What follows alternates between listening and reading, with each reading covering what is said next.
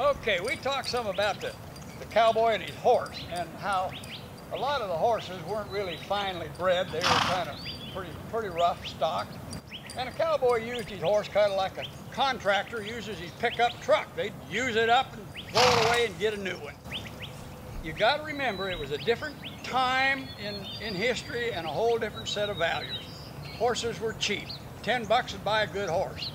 Now, there was one cowboy who did know true horsemanship, and he's the one that taught the American cowboy everything we know. And I'm talking about the Spanish Vaquero, the Mexican cowboy. And some of the cowboys picked up a lot of the horsemanship, the fine horsemanship of the Spanish. And I've practiced it for a lot of years, and my horse here, old Concho, he's pretty well versed in a lot of what those vaqueros taught their horses that the cowboy never did. Now, you're not going to see me doing very much, and you're going to see this horse doing all kinds of fancy maneuvers. Now, we're going to turn all the way around a full 360.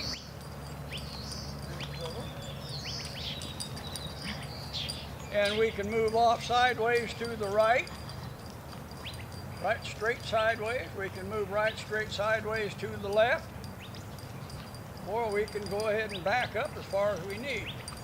And you don't see me doing very much.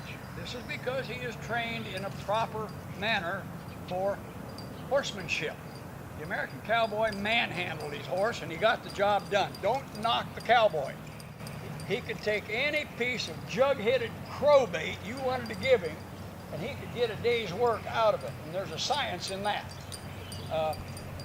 There's an old saying that the Mexican, or the Spanish, he used his cattle to work his horse.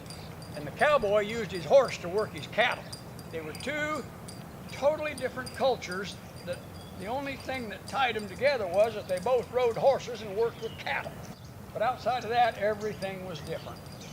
Now, Concho here is trained in the old Spanish tradition, which a few of the cowboys did pick up.